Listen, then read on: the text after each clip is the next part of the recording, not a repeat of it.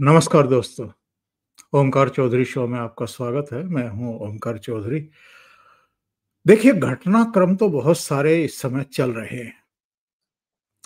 अभी 4 दिन पहले ही नेपाल की 6 दिन की हिंसा और आगजनी के बाद नई अंतरिम प्रधानमंत्री के तौर पर सुशीला कार्की ने शपथ ली और उसके दूसरे दिन उन्होंने अपना मंत्रिमंडल का विस्तार किया, तो वही आंदोलनकारी उनको फिर से धमकाने पहुंच गए और कहा कि हमने अगर आपको बनवाया है तो हम हटा भी सकते हैं। यानी फिर कैसा अंतरिम प्रधानमंत्री है कि वो अपनी मर्जी से अपने 3 बंदे भी अपने साथ नियुक्त नहीं कर सकती है। और चलिए, सरकार में आप दखल-अंदाज़ी कर रहे हैं, लेकिन जब देश हित में फैसले लेने होते हैं, तब तो आपको मंत्रिमंडल की ज़रूरत होती है, सहयोगियों की ज़रूरत होती है। एक तो नेपाल पर भी थोड़ी-सी चर्चा करेंगे। दूसरे ये सुनने में आ रहा है कि पाकिस्तान के प्रधानमंत्री शहबाज शरीफ इस बार आसिम मुनीर के साथ डोनाल्ड ट्रंप से मुलाकात करेंगे जब ये यूएन असेंबली में भाग लेने के लिए जाएंगे। तो अब क्या खिचड़ी पक रही है? अब आसिम मुनीर और शहबाज शरीफ दोनों को साथ-साथ क्यों बुलाया है डोनाल्ड ट्रंप ने? ज़रा ये भी जानने की कोशिश करेंगे।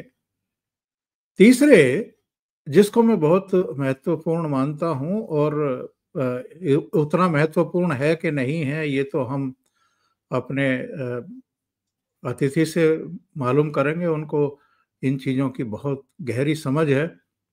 कलकत्ता में संयुक्त कमांडर्स की बैठक बुलाई गई है। उसमें डिफेंस मिनिस्टर भी हैं, राजनाथ सिंह साहब। उसमें एनएसए अजीत डोभाल भी हैं। तीनों सेनाओं के प्रमुख भी हैं, सीडीएस भी है। और ये 3 दिन चलेगी। 15 को प्रधानमंत्री नरेंद्र मोदी ने इसका उद्घाटन किया। आज दूसरा दिन है, कल इसका समापन होगा। कलकत्ता में ही इस बार क्यों रखी गई?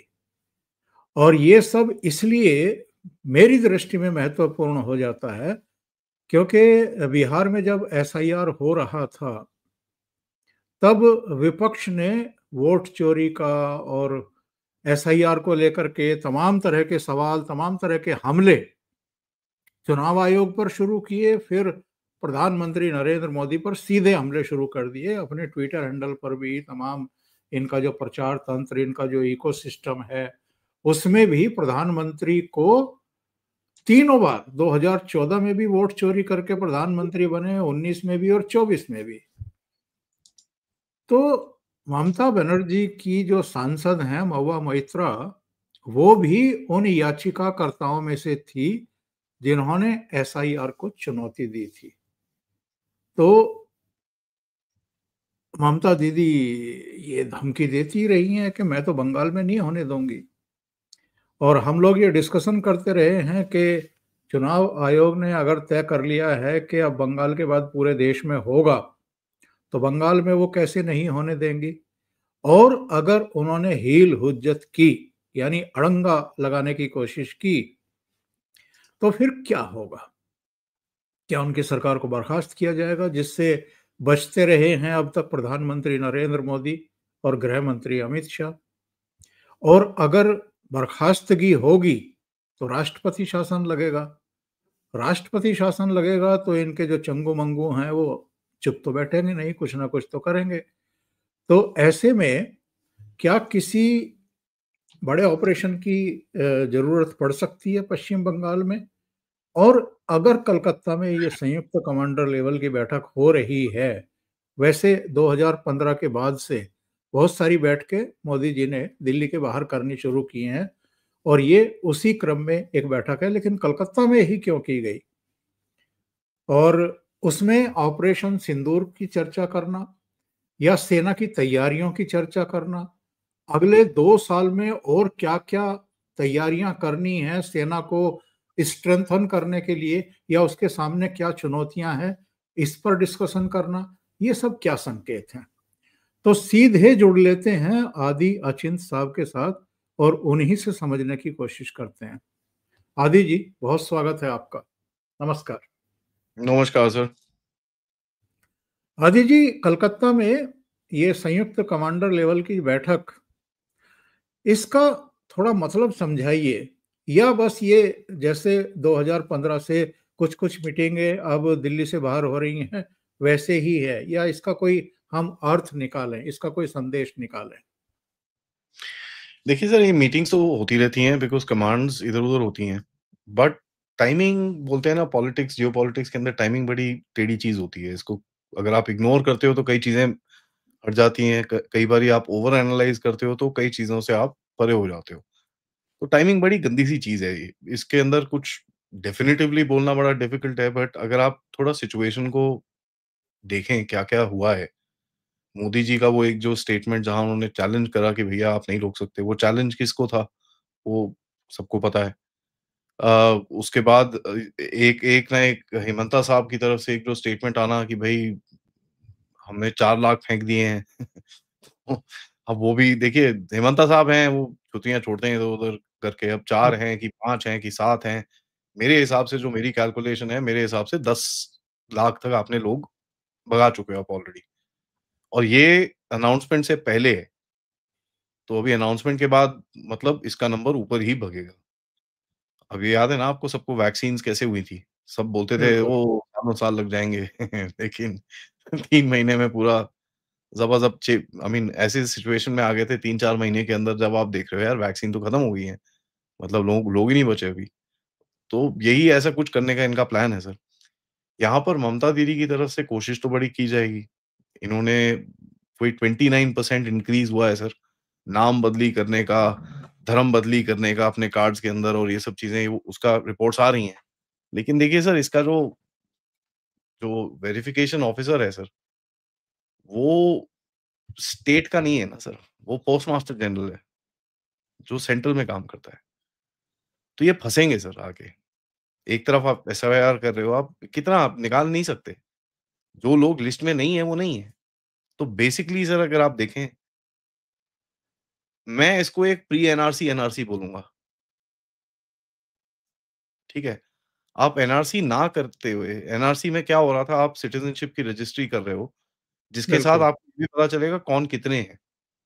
आप कौन कितने हैं पे अभी कॉन्संट्रेट नहीं कर रहे। आप अभी सिटिज़नशिप की रजिस्ट्री में काम कर रहे हो कि भई मेरे सिटिज़न्स मेरे देश में रहने चाहिए।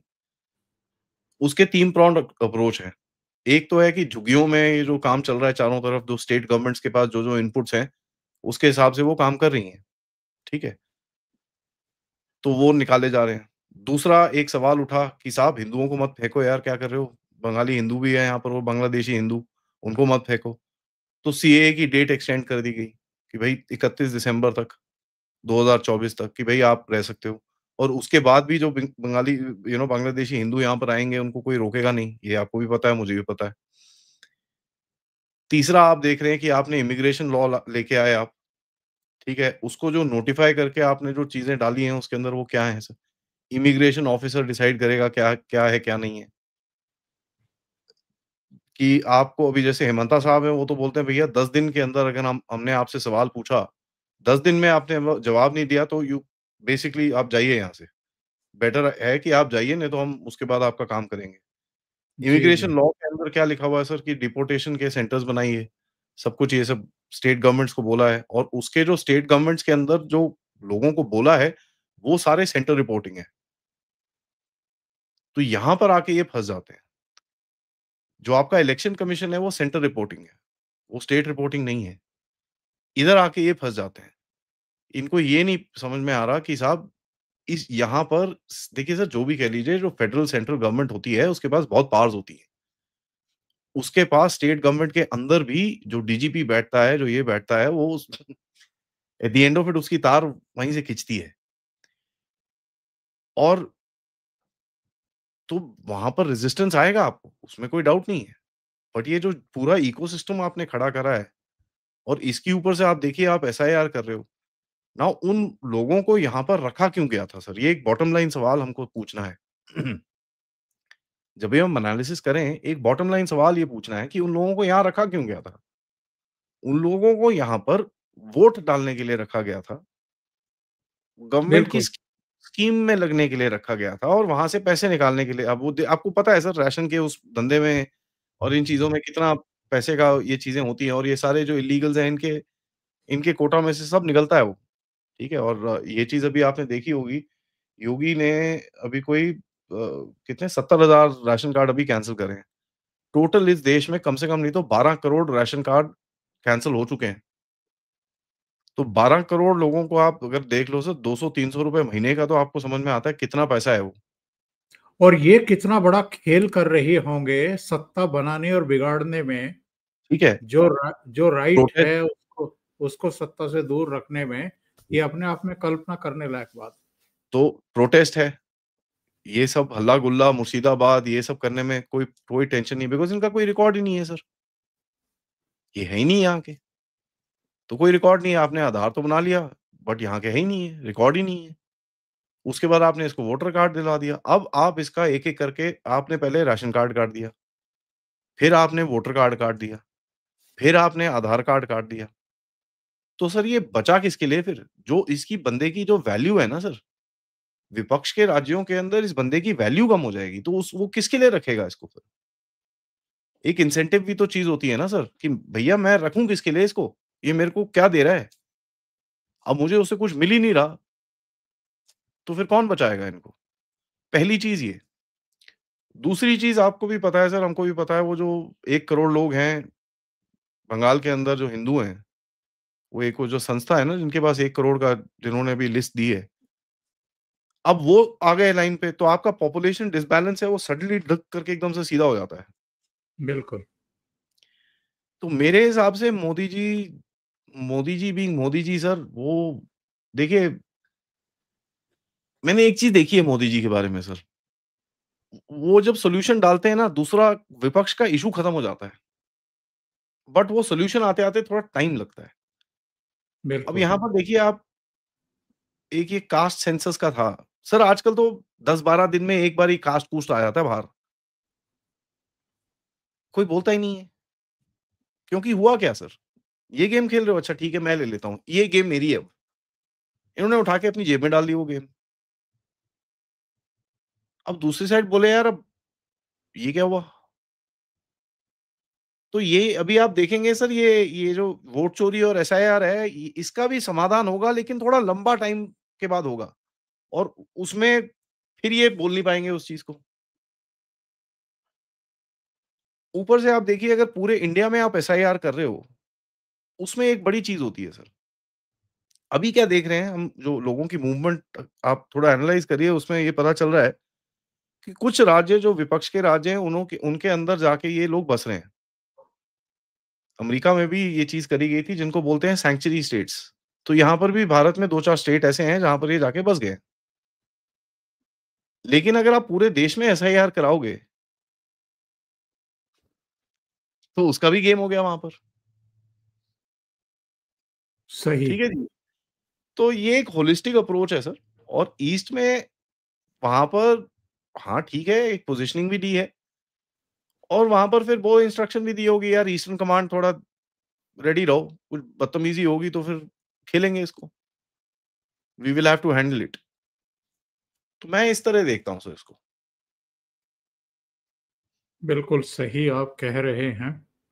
और जो एक और बात की चर्चा, जो बांग्लादेश को लेकर के चर्चाएँ चल रही थी, यूनुस बड़ी बकवास कर आए थे वहाँ बीजिंग में, कुछ चिकन नेक को लेकर के और कुछ एक एयरफ़ील्ड या एयर बेस देने को लेकर के। उसके बाद भारत ने भी थोड़ी-सी आँखें लाल की थी। कुछ सुगबुगाहट थी, कुछ तैयारियाँ थी कि भई एक ऑपरेशन करना है, देर-सवेर कर ही लिया जाए, थोड़ा सबक सिखा ही दिया जाए। जिसको चिकन नेक बोल रहे हैं, ज़रा इसको और चौड़ा कर लिया जाए। तो क्या ये जो कलकत्ता में सब एक जुटान हुआ है, जिसमें डिफेंस मिनिस्टर भी, एनएसए भी, तीनों सेनाओं के प्रमुख भी, सीडीएस भी, खुद प्रधानमंत्री नरेंद्र मोदी, 3 दिन की माथापच्ची, क्या हम उस तरफ भी सोच सकते हैं थोड़ा बहुत? सर उस तरफ तो है फ़ोकस लेकिन अगर कुछ ऑपरेशन है कि नहीं है इसका कहना मुश्किल है। बट इस टाइम पे अगर आप मेरी कैलकुलेशन देखेंगे आप कुछ नहीं करेंगे बांग्लादेश में। क्योंकि इसका एक रीज़न है। बांग्लादेश में सर इस टाइम पे जो स्टेबिलिटी दे रही है चीज़ों को, उसमें एक ही ऑर्गनाइज़ेशन है जिसका नाम है बांग्लादेश की आर्मी। जिसके अंदर भी फूट है और जिसके अंदर भी फूट के चक्कर में जो आर्मी चीफ को 2-3 बारी हिलाने की कोशिश करी गई है। अब अगर मैं कुछ करता हूँ वहाँ पर, तो मेरे को बांग्लादेश की आर्मी के साथ लड़ना पड़ेगा। तो जो एक संस्था आपके साथ में काम करने को तैयार है, आप उसको भी अगेंस्ट कर दोगे। यहाँ पर मैं आपको बताऊँ सर, अमेरिका के ट्रूप्स घुस गए हैं बांग्लादेश के अंदर, जी। ठीक है? अमेरिका का first airborne special forces division का एक बंदा वहाँ पर मर भी गया है होटल के अंदर। 50 साल का बंदा था, उसकी डेथ हो गई वहाँ पर और वो लीक हो गई बात। तो ये जगह को आपको बड़ा ध्यान से हैंडल करना पड़ेगा। तीसरी चीज़ सर, मेरे हिसाब से अभी आपका थोड़ा-सा आउटरीच चल रहा है म्यांमार के अंदर, ठीक है? म्यांमार में नॉर्थ में जो काचिन ग्रुप है, उसके साथ कुछ ट्रेड की बातें चल रही हैं। उसके साथ कुछ वहाँ पर जो रेबेल ग्रुप्स हैं, उनके साथ उनको सफाई करने की बातें चल रही हैं। और इसके साथ आपको नोटिस करना पड़ेगा मोदी जी का विज़िट जो मणिपुर में, ठीक है जी? मोदी जी ने वहाँ पर जो एक स्टेटमेंट दिया है, फिज़िकल स्टेटमेंट नहीं है, शब्द नहीं है वो। जब बारिश हो रही थी सर, बिल्कुल। मोदी जी 1 घंटा 30 मिनट रोड से गए हैं। बहुत नाउ बड़ा फैसला था, बहुत बड़ा फैसला था। ये चीज़ आप तभी कर सकते हो जब आपके पास एक क्लियर कॉन्फिडेंस है। इस चीज़ को देख के आपने देखा कि वहाँ के जो ये कुकी के कुछ ग्रुप्स हैं, मैं सब कुकीज़ को नहीं बोल रहा यहाँ पर, जिससे पहले मेरे को कुकी ग्रुप्स आके गाली देना शुरू हो जाएँ, सबको नहीं बोल रहा मैं। कुछ जो ग्रुप्स हैं उन्होंने तोड़ा-फाड़ी करने की कोशिश करी है which actually indicates weakness rather than strength. जी, एक समय था उस रीजन के अंदर अमेरिका के बैट सोल्जर्स थे। उस रीजन के अंदर अमेरिका के स्नाइपर वाले बंदे थे। हमने ये तक देखे अमेरिका के लोग वहाँ पर बुलेट प्रूफ जैकेट्स दे रहे थे लोगों को। म्यांमार के अंदर ये तस्वीरें बाहर आई थी। तो उस जगह से इस जगह पर जब हमारा प्रधानमंत्री जो एक हाइली मतलब जिसके ऊपर इतना सिक्योरिटी फोकस रहता है, वो ये सब कुछ कर सकता है तो एक आपको मैसेज दिख रहा है कि ईस्ट के अंदर सफाई करने की पूरी प्लान है। सफाई होगी सर बॉर्डर्स पे, आपको बॉर्डर सिक्योर करने हैं, बॉर्डर्स पे ऑपरेशंस होंगे, ड्रोन स्ट्राइक्स होंगे, ये सब चीज़ें आगे जाके होंगी और एक ट्रेड का एंगल वहाँ खुलेगा। अब देखिए सर आइज़ॉल तक आप रेलवे ले गए हो, बिल्कुल। आइज़ॉल से बॉर्डर होगा करीब 1 डेढ़ 100 किलोमीटर, वहाँ पर भी लाइन बन रही है। अब वहाँ से पलतेवा है, पलतेवा से सितवे है, पलतेवा-सितवे में तो रोड तो पूरी चल ही रही है। उधर पे भी काम चल रहा है कि भैया इसको ज़रा थोड़ा एरिया को ठंडा किया जाए और यहाँ पर हमारा ट्रेड रूट थोड़ा शुरू हो। ऊपर नॉर्थ से आप रेयर अर्थ लाने की कोशिश कर रहे हो। तो इस टाइम पे फ़ोकस वहाँ पर काफ़ी है। तीसरा चीज़ सर ये पाकिस्तान के जो उल्टे कारनामे हैं, ये नेपाल से भी आते हैं और बांग्लादेश से भी आते हैं। तो मेरे हिसाब से उसके ऊपर भी वहाँ पर डिस्कशंस हुए होंगे कि ये जो चल रहा है इसको ज़रा कैसे देखना है। मेरा मानना पूरा क्लियर है कि नेपाल में जो हुआ, हुआ बीच में केला आप लेके भाग गए। आपने चला दिया। मतलब आपने गेम चला दी है मेरे को अब ऐसा लगना शुरू हो चुका है कि कहीं न कहीं कुछ हो रहा था। आपने देखा यार ये साला फिर बेवकूफ़ी करेंगे तो आपने फिर जो भी करा, करा वहाँ पर। उससे गेम पलट गई और आपके थोड़ा बहुत फ़ेवर में आके गिरी है वो। तो ये थोड़ा आई थिंक आप अपनी जो रीजनल पोज़ीशन है उसको स्ट्रेंथन कर रहे हो कि यार ये एक वल्नरेबिलिटी है, इसको थोड़ा-सा देखें, सॉर्ट आउट करें, सिक्योर करें, कनेक्शंस बढ़ाओ और कुछ अगर एक्शन लेना है तो फिर ऑब्वियसली वो तो होगा ही सर। और एक मैसेजिंग भी होती है सर। ये तो बड़ी क्लियर सिंपल मैसेजिंग है कि भई जो पूरा मशीनरी है स्टेट की और देखिए सर एक चीज़ समझ में आनी चाहिए कि जो नॉर्थ ईस्ट वाला रीजन है ना, उसमें ज़्यादातर कंट्रोल आर्मी का है, राइट? असम-वसम तो फिर भी नॉर्मल है, बाकी जो ट्रबल्ड एरियाज़ हैं उसके अंदर काफ़ी कंट्रोल आर्मी का है। अ, तो वो भी एक मैसेज है कि भई यहाँ पर अगर साफ-सफाई होगी तो आर्मी का एक रोल तो रहेगा सर। सही।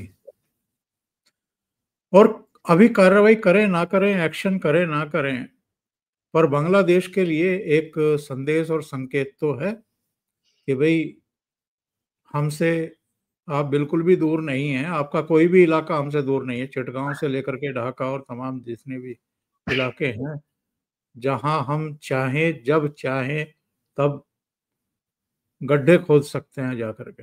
कोई प्रॉब्लम नहीं है सर, बांग्लादेश तो ऑनेस्टली कुछ प्रिपरेशन करने की भी ज़रूरत नहीं है, एक छोटी-सी एक्सरसाइज़ करोगे वो बैठ जाएँगे उसमें ही। उसमें कोई प्रॉब्लम नहीं है। प्रॉब्लम में जो होता है वो अनकन्वेंशनल डोमेन के अंदर रहता है, जहाँ पर ये घुसपैठिए हैं, टेररिस्ट हैं, फेक करेंसी है, ये सब चीज़ों के ऊपर अभी नेपाल थोड़ा डिस्टेबलाइज़ है, तो वहाँ से आपको थ्रेट्स आएँगे। नेपाल में 1-2 जगह हैं अ, एक एक काठमांडू के अंदर एक आयरॉनिकली एक होटल काठमांडू होता था, जहाँ पर ये मीटिंग्स करते थे आके एलईटी वाले एक टाइम पे।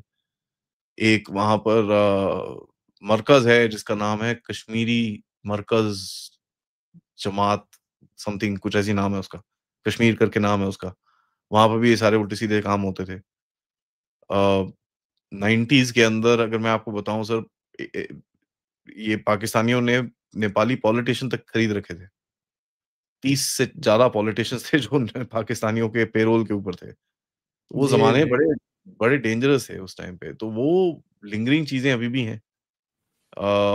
नेपाल के अंदर जो प्रॉब्लम्स हमको दिखती हैं यूपी, बिहार झारखंड के अंदर कि ये जो इस्लामिज़्म फैल रहा है और जो लड़कियों के साथ होता है और जो प्रॉपर्टीज़ के साथ होता है और ये चीज़ें वहाँ पर भी हैं। और देखिए, हम नेपाल को ब्लेम कर सकते हैं कि यार तुम्हारे यहाँ से हमारे पास आ रहा है। वो ठीक है, करेक्ट है, उसमें कोई डाउट नहीं है, लेकिन नेपाल भी अपनी प्रॉब्लम से जूझ रहा है। उसके पास भी बहुत प्रॉब्लम्स हैं और सोसाइटी में इसके बारे में काफ़ी एक कंसर्न है कि यार ये क्या हो रहा है हमारे साथ?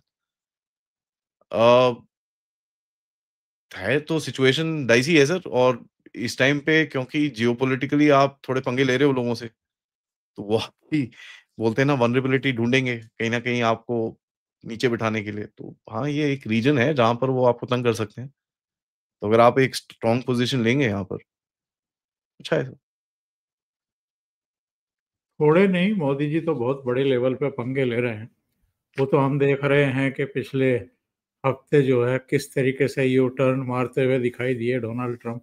उस पर भी आएंगे आदि जी। लेकिन चूंकि आपने नेपाल का जिक्र किया है, तो नेपाल में हो क्या रहा है ये अभी? जुमा जुमा एक हफ्ता पूरा हुआ नहीं और अंतरिम प्रधानमंत्री को भी इन्होंने धमकाना शुरू कर दिया कि आपको सर बनवा सकते हैं तो आपको गिरा भी सकते हैं, ये भी कर सकते हैं, वो भी कर सकते हैं। क्या ये होगा होता है। नेपाल में? ये हो ये होता है सर जब ऐसी एक सिचुएशन होती है तो होता है। बट मेरे को लगता नहीं है कि ये जो सो कॉल्ड जेन ज़ी है, उसके अंदर भी काफ़ी डिविजन्स आ चुकी हैं। लोग सवाल पूछ रहे हैं वहाँ पर कि यार ये साले आए कहाँ से? इनके पास पैसे कहाँ से आए? ये चीज़ें अभी लोग आम लोग वहाँ पर पूछ रहे हैं। न्यूज़ में आर्टिकल्स लिखे जा रहे हैं, टीवी पे बोला जा रहा है इसके बारे में। कितने जो नेपाली लोग उसके ऊपर हैं, ट्विटर के ऊपर वो बात कर रहे हैं इसके बारे में। तो सर नेपाल एक जो भी कह लो सनातनी होने के चक्कर में एक सोचने वाली सोसाइटी है, ठीक है? सनातनियों का यही तो डिफरेंस है कि हम सोचते हैं कि यार ये क्या है? ठीक है? और जो हमारा एक सर्वाइवल रहा है, लाखों साल से जो आप चल रहे हो इज़ बिकॉज़ आपका एक थॉट प्रोसेस है सोचने का, तो वो सोचना शुरू हो चुके हैं। ये सर देखिए अब ये लोग जो हैं, ये भी स्ट्रीट गैंग्स की तरह बिहेव कर रहे हैं। ये अपनी पावर देखिए हुआ क्या है, जो मैं आपको बोल रहा था कि मेरे हिसाब से आपने गेम पलटी थी बीच में आके। मेरे पास सही। इसका कोई कोई वो नहीं है कि मैं आपको कोई प्रूफ दे सकूँ। आई डोंट हैव एनीथिंग कुछ आएगा तो मैं पक्का दिखाऊँगा but I don't have anything. But यहाँ पर एक चीज़ ऐसी दिखती है कि ये जो जेन ज़ी के ग्रुप्स थे, जो बाहर से फंडेड ग्रुप्स थे, इन लोगों को दिखा कि ये साइडलाइन हो गए। As a matter of fact ये खुद ही पीछे हटे वहाँ से। इनको समझ में आया है कि लोग सवाल पूछना शुरू हो गए हैं और आगे जाना खतरे से खाली नहीं रहेगा और ये खुद थोड़ा पीछे हट गए। अब वो थोड़ा पीछे हटे तो इनके हाथ से खेमे से गेंद निकल गई। अब उसको थोड़ा-सा ये रिइंफोर्स करना चाहते हैं कि हम अभी भी हम में दम है, हम ये कर सकते हैं, वो कर सकते हैं। बट मैं एक चीज़ बोलूँ सर आपको, मुझे लगता नहीं है अगर ये दोबारा कुछ बेवकूफ़ी प्रोटेस्ट करने की कोशिश करेंगे, हाँ, कुछ लोग होंगे, कुछ एलिमेंट्स होंगे जो आके उल्टे-सीधे काम करेंगे बट जितना इनको जनता का सपोर्ट था आई डोंट थिंक इनको दोबारा मिलेगा वो। वो बार-बार नहीं होता सर। मैं आपको एक एग्ज़ाम्पल देता हूँ। आज अगर जी, आप ये फार्मर प्रोटेस्ट करने की कोशिश करें, जैसे इन लोगों ने 2020 में करा था, करना मुश्किल होगा सर, बंदे नहीं इकट्ठे होंगे और इकट्ठे हुए थे। अभी कितने 5-6 हज़ार लोग आ गए थे। जहाँ-वहाँ थोड़े-से पानी-वानी फेंका, सब भाग गए वहाँ से। ठीक है जी। अगर आप सोचें कि शाहीन बाग कर सकते हैं आप दिल्ली में दोबारा, आप नहीं कर सकते। मैं बड़ा क्लियरली ओपनली बोल रहा हूँ, ये लोग नहीं कर सकते। इनके पास ना लॉजिस्टिक्स है, ना पैसा है, ना वो पब्लिक सपोर्ट है, क्योंकि मुस्लिम वर्गों को भी पता चल गया है कि ये साले ठीक है, हमारी जो वो चीज़ें हैं, ये साले हमको यूज़ करते हैं। हम फिट हम जाते हैं वहाँ पर बीच में। आप शाहीन बाग के इंटरव्यूज़ देखिए, लोग जो दुकानदार हैं, जो एक टाइम पे बड़े सपोर्टिव होते थे उस चीज़ की, आज गालियाँ देते हैं उस चीज़ को, वहाँ पर। सही तो है। एक कहीं न कहीं एक रियलाइज़ेशन देश के अंदर भी है और ये रियलाइज़ेशन मेरे को लगता है नेपाल में भी आ रही है। अ, तो देखिए, ये गंदा सिचुएशन है, बट नेपाल मेरे को लगता नहीं है दोबारा उस कचरे में जाएगा। अगर जाएगा भी तो अगर ये दोबारा हुआ सर नेपाल में, फिर इसकी स्टेबिलिटी पे क्वेश्चन आ जाएगा, क्योंकि वहाँ नीचे जो साउथ में मधेश के लोग हैं, वो बोलेंगे यार हम नहीं रहते यहाँ पर। फिर क्या करोगे? अब जो यहाँ पर नेपाल में एक डिवाइडिंग लाइन्स हैं, अगर उसके हिसाब से सोसाइटी बँटनी शुरू हो जाए, फिर क्या करोगे? नेपाल आज एक नेपाल है। अब आपको भी पता है, एक तराल वाले लोग अलग हैं, मधेसी अलग हैं, जो बीच सिटी वाले लोग हैं, वो अलग हैं। अब ये 3 के बीच में से डिफरेंस शुरू होगी, क्योंकि ऐसी सिचुएशन में ऐसे ही काम होते हैं। एक जान इधर की उधर ज़्यादा जाती है, तो फिर वो शुरू हो जाते हैं, हमारे ज़्यादा लोग गए, ये वो दिस दैट, फिर खत्म होगी कहानी आपकी। तो आई आई डोंट थिंक, हमारी तरफ से भी कोशिश रहेगी ये ना हो, नेपाली आर्मी की तरफ से भी कोशिश रहेगी, and I think civil society भी इस टाइम पे ये नहीं चाहेगी कि ये दोबारा हो। देखिए जी, ये जो कर्की जी हैं, इनका मेन काम है इलेक्शन कराना, थोड़ा बिल्कुल, स्टेबलाइज़ करना अपने आप को और इलेक्शन कराना। इसके अंदर इनको हेल्प चाहिए होगी, इसमें कोई डाउट नहीं है, तो आपसे माँगेंगे, नहीं माँगेंगे, वो तो आगे देखना पड़ेगा आपको। बट कुछ ना कुछ हेल्प तो चाहिए होगी इनको, पैसे-वैसे चाहिए होंगे सर, काफ़ी डैमेज भी करा है इन लोगों ने अपने आप को। सबसे बड़ी चीज़ जो इनकी इकोनॉमी का है वो टूरिज़्म है, अब टूरिज़्म ही वहाँ पर बंद हो गया तो फिर यू नो कैसे करोगे? तो मेरे को ये बड़ा अजीब-सा एक सिचुएशन लगता है सर, एंड मेरे को लगता नहीं है नेपाल में इतनी इतना अभी दम है, ये इन लोगों में नेपाली, ये जो जो लोग ये बदतमीज़ियाँ कर रहे थे, मेरे को लगता नहीं है इनके पास इतना दम है कि ये दोबारा कुछ उल्टे काम कर सकें सर। तो सही है। बट देखिए, और अब ऐसी चीज़ें आजकल के ज़माने में जियोपॉलिटिकली कहीं एक एक ऐसा स्टेटमेंट देना कोई खतरे से खाली नहीं है, क्योंकि कभी भी कुछ भी हो जाता है सर आजकल तो। तो सही है। ये बड़ी डेंजरस सी चीज़ होती है आजकल। लेकिन ज़रा इसको डिकोड करिए, ये जो खबरें आ रही हैं कि इस बार आसिम मुनीर के साथ हाँ, पाकिस्तान के प्रधानमंत्री को भी बुलाया जी। है डोनाल्ड ट्रंप ने। क्या है? मसला क्या है? देखिए सर, ऐसा है, मैं ये आपके साथ थोड़ा-सा ऑब्वियसली कहीं न कहीं, नहीं, नहीं यार, आप हमारे साथ नहीं बैठ रहे, ये चीज़ें करेंगे सर। और ये एक बड़ा सिंपल सा गेम है, जहाँ पर ये आपको एक मैसेज देना चाहते हैं। दूसरा सर देखिए, डोनाल्ड ट्रंप ने अपनी पर्सनल फॉर्च्यून जो है, राइट? अ, वो दाँव पे लगाई है पाकिस्तान के साथ रिलेशनशिप में, ठीक है? तो अगर आप देखें, जो अपनी अगर पर्सनल फॉर्च्यून आप दाँव पे लगा रहे हो कि भैया मेरा अपना पैसा फँस रहा है, तो फिर सर ये तो होना ही था। कितना टाइम और ऐसे चलेगा? आपने अपना पैसा लगा रखा है वहाँ पर बीच में।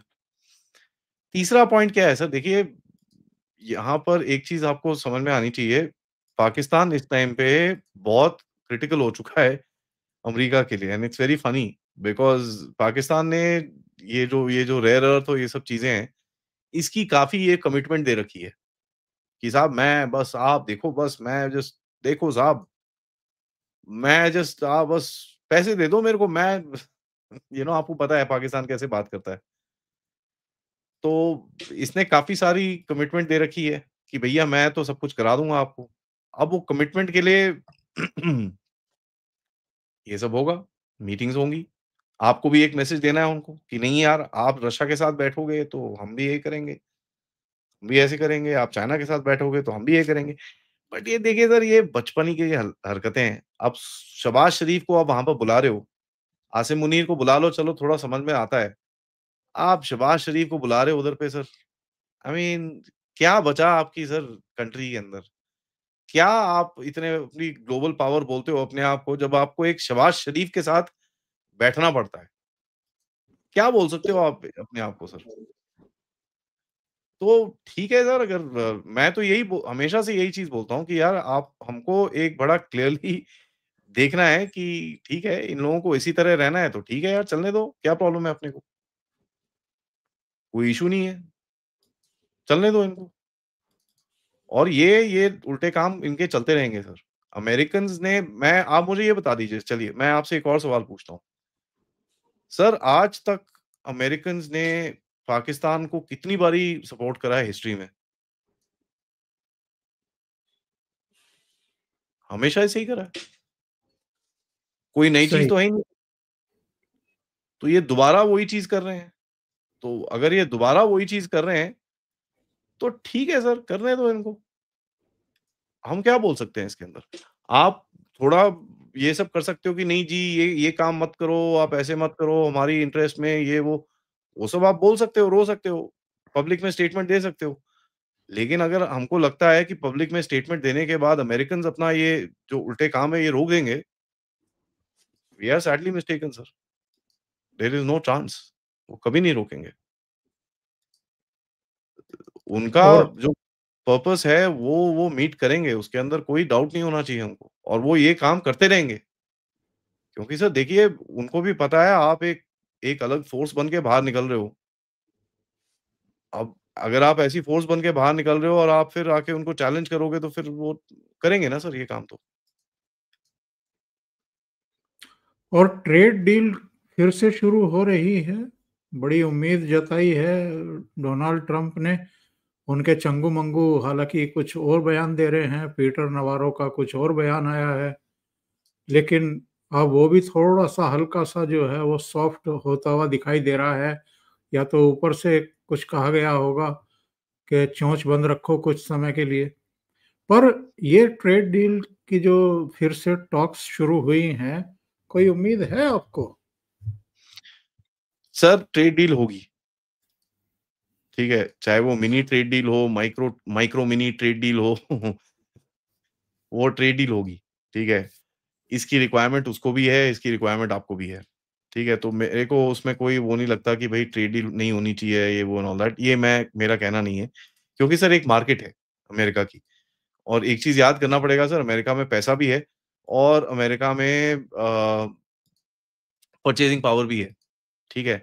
और अमेरिका को अपने साथ रखना है आपको। तो ट्रेड डील करोगे आप, उसमें कोई डाउट नहीं है, और करनी भी चाहिए। जितना आप अपने अपने आप को स्ट्रेंथन करके ये ट्रेड डील कर सकते हो, तो उसमें बुराई क्या है सर? हमको अपनी स्ट्रेंथ को लाके सेट करना पड़ेगा। नहीं, जिन सेक्टर को ये खुलवाने के लिए प्रेशराइज़ कर रहे थे, वो सेक्टर खोलेगा भारत? नाउ यहाँ पर एक ये सबसे बड़ा सवाल है। देखिए सर, इसमें क्या होगा? इसमें ये होगा कि अब आप अगर इसको अभी देखें, बैक एंड पे देखें क्या होगा सर? ये लोग अभी आने से पहले बोल रहे हैं कि साहब ये चीज़ें आप खोल दो, तभी हम आपसे ट्रेड डील कर पाएँगे। चलिए ठीक है, इसको थोड़ा-सा देख लेते हैं। आप इसको क्या खोलोगे? नहीं खोलोगे, तो क्या होगा? ये एक फँस जाएगा एक जगह पे जाके। अब अगर ये फँसना ही है तो वो आएँगे नहीं यहाँ पर। उनको भी पता है आप नहीं खोलने वाले। आपने टैरिफ ले लिए सर, लेकिन आपने ये चीज़ नहीं खोली, करेक्ट? तो उनको भी पता है ये फँसेगा, ये लोग नहीं मानने वाले। तो फिर वो क्यों आ रहे हैं यहाँ पर? वो इसलिए आ रहे हैं सर क्योंकि पब्लिक स्टेटमेंट्स अलग हैं। वो प्रोबेबली पब्लिक में अपनी पब्लिक को जाके बोलेंगे कि देखो जी भारत मान गया, ये खोल दिया, वो खोल दिया। अब इसका एक सबसे बड़ी इंटरेस्टिंग सी चीज़ निकल रही है। वो बोल रहे हैं साहब ऐसा है, आप ना आप हाँ ठीक है, हमारे सीट-वीट नहीं लेने आप मत लो, बट एक काम करो आप चीज़ ले लो ना। अब अमेरिकन चीज़ तो वैसे भी आता है सर भारत के अंदर काफ़ी टाइम से। ठीक है? थोड़ा जी, जी। आप ईंट और ले लो। इसमें क्या है सर, उनकी जो यू नो उनकी जो लॉबी है, जो उनकी जो एग्रीकल्चर और डेयरी लॉबी है, उनको कुछ मिल जाता है। ठीक है?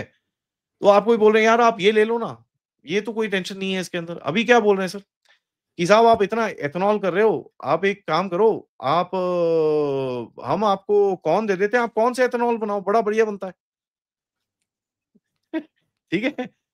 तो हाँ, नहीं, वो नहीं पीटर पीटर नवारो कह रहे थे ना कि बताओ हाँ। जी, 140 करोड़ की आबादी है, मक्का की एक बोरी भी नहीं खरीद रहे। वो मक्का की बोरी भी है खड़ा भाई। तो यही है सर, वो बोले अच्छा ठीक है यार, ये नहीं तो ये सही, ये नहीं तो ये सही, ये नहीं तो यही सही। तो आपको थोड़े वो इंसेंटिवाइज़ कर रहे हैं सर, इसमें बुरा क्या है sir? I think it's a good thing.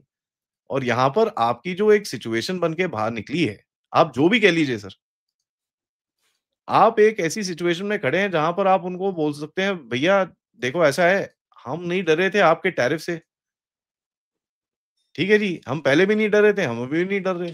Thank you very much, आपको जो करना है कर लो।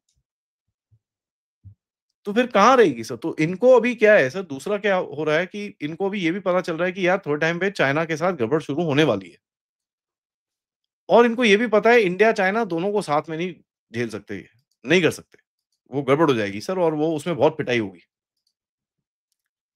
तो वो बोलते हैं अच्छा यार इंडिया के साथ थोड़ा मामला ठंडा कर लो। बड़े-बड़े स्टेटमेंट देते रहो लेकिन वहाँ जाके मोदी जी अच्छा ठीक है यार मान जाते हैं हम लोग। आप ये ले लो, हम ये ले लेते हैं। आप लोग जो पहले बोल रहे थे यहाँ पर थोड़ी नेगोशिएशन करके हम खत्म कर लेते हैं इसको। तो आपके साथ अभी एक वो ईज़ियर ट्रेड एग्रीमेंट करेगा जहाँ पर वो उस डायरेक्शन में नहीं जाएगा जैसे पहले वो बोल रहा था आप रशियन तेल लेना बंद करो और उसमें भी नोटिस करिए सर, रशियन तेल के लिए आज वो यूरोप को बोल रहा है कि साहब आप लेना बंद करो। ठीक है जी? जो पहले आपको बोल रहा था, आज वो आपको नहीं बोल रहा। आज वो बोल रहा है यूरोप वो को कि जी आप करो ना यार बंद। मेरे को बोलते रहते हो कुछ करने के लिए, आप करो पहले बंद। वो भी नहीं मान रहे। वो भी नहीं मान वो रहे। भी नहीं। हुँ। तो सर ये फँस गए हैं। अब एक्चुअली मेरे हिसाब से ट्रम्प ने अपने जोश में आके, होश खो के भारत के ऊपर सैंक्शन तो लगा दिए। इसको लगा कुछ ना कुछ मोदी जी आके कुछ बात-बूत करके कुछ सुलझा लेंगे उस चीज़ को। वो हुआ नहीं। जी, मोदी वो जी हुआ ने तो नहीं। कह दिया कि तू चने के पेड़ पौधे पे चढ़ा रहे। चढ़ा रहे, हमको नहीं फ़र्क पड़ता, जो करना है करते रहे। अब वो हुँ। हुआ नहीं तो ये इनको अब लग रहा है कि यार ये दोनों तरफ से हाथ से ना चली जाए बिकॉज़ अगर यहाँ से भी हाथ से चली गई, उधर से भी हाथ से चली गई तो फिर पंगे हो जाएँगे। तो ये गेम है सर। वो ये नहीं है कि अभी मोदी जी के साथ बड़ी अच्छी दोस्ती हो गई है और वो दोबारा अपना रिलेशन सेट करना चाह रहा है, घंटा ऐसा कुछ नहीं है। पॉइंट इज़ कि वो फँस गया है और वो निकलना चाहता है वहाँ से। और आपने भी जिस तरह की जियोपॉलिटिकल पोज़ीशनिंग करी है उससे उसको दर्द हो रही है। तो वो बोलता है यार ऐसी दर्द मत करो यार, साथ में काम कर लेते हैं। तो ये है सर, मोदी ये जी मोदी जी एडजस्टमेंट का मोदी जी का जो जवाब है उसको अगर ध्यान से देखें तो मोदी जी ने तो बहुत बड़ा जवाब दे दिया। वही डोनाल्ड ट्रंप ने तो उनको अपना बहुत अच्छा मित्र बताया, लेकिन मोदी जी ने तो उनको अपना मित्र भी नहीं बताया। वो उन्होंने कहा है कि भारत और अमेरिका के बीच में अच्छे रिश्ते रहे हैं और ये आगे भी जो है, यानी उन्होंने 2 देशों की बात की है। वो मित्रता-वित्रता का राग जो है उन्होंने कहा कि अब तू मित्र होने के लायक ही नहीं है। तूने अपना जो एक एक ट्रस्ट होता है, वो खो दिया एक तरीके से। तो मोदी जी का जवाब बड़ा नपा-तुला है, बहुत साफ-साफ संदेश उन्होंने दिए हैं। आज सुबह सर वॉशिंगटन पोस्ट के अंदर एक आर्टिकल आया है, वॉल स्ट्रीट जर्नल के अंदर, ठीक है? जी, जी। उसमें कहता है कि ट्रंप को तोड़ने का तरीका क्या है? कहता है the stoic silence and the stiff upper lip of Modi मतलब जिस तरह से मोदी जी ने चुपचाप काम करा है, चुपचाप रहे हैं, कुछ फालतू में बकवास नहीं करी, कुछ नहीं बोला उनको। ये तरीका है डोनाल्ड ट्रंप को तोड़ने का और ये मैं नहीं बोल रहा, ये वॉल स्ट्रीट जर्नल बोल रहा है सर, ठीक है? तो यहाँ आपको समझ में आना चाहिए कि वो खुद ही बोल रहे हैं कि यार ये तरीका है, मोदी जी ने जो करा है ना ये मस्त तरीका है, डोनाल्ड ट्रंप इससे बड़ा इरिटेट हो गया है।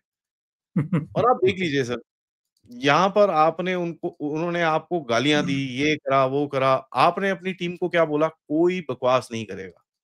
बिल्कुल। कोई टेढ़ी बात नहीं करेगा। जो पुरानी एक हमारी रिलेशनशिप है, इन बेवकूफों की तरफ से हम उसको नहीं खराब होने देंगे, क्योंकि हम रियलिस्टिक हैं और हमको ये चीज़ें चाहिए। तो हम नहीं खराब होने दे रहे इसको। We will not let the relationship go sour because आज ये ट्रम्प का दिमाग खराब हो रखा है। हम नहीं होने देते इसको। और कितनी खूबसूरती से उन्होंने सारा गेम खेला है। चाइना गए, पुतिन साहब से और शी जिनपिंग से मिले, बड़ी अच्छी-अच्छी विजुअल्स आई, लेकिन सैन्य परेड से तुरंत पहले वहाँ से निकल आए। उसके बाद एक और डिस्काउंट दिया। ब्रिक्स के मीटिंग में नहीं गए, बिल्कुल। ठीक है? तो आपने भी सॉफ्ट अपनी आराम से बोलते हैं ना सॉफ्ट डिप्लोमेसी लगाई है, आपने बड़ी पेडलिंग सी करी है कि भाई चल ठीक है। तो कई जगहों पे इसको थोड़ा-सा दर्द देते हैं, कई जगहों पे छोड़ देते हैं और वो काम कर गया है। और भारत का स्ट्रेंथ सर मैंने आपके चैनल पे पिछले हफ्ते भी बोला था, भारत का स्ट्रेंथ क्या है सर? भारत का स्ट्रेंथ अमेरिका के सामने जियोपॉलिटिक्स है, आपकी ग्लोबल पोज़ीशनिंग है, वो आपकी स्ट्रेंथ है और आप उसको यूज़ कर रहे हो सर। उसमें कोई खराबी थोड़ी है, बढ़िया चीज़ है वो तो एक्चुअली बहुत ही अच्छी चीज़ है। आदि जी, बहुत-बहुत धन्यवाद इतना समय निकालने के लिए, बहुत महत्वपूर्ण बिंदुओं पर चर्चा करने के लिए। Thank you so much. Thank you sir, नमस्कार। नमस्कार।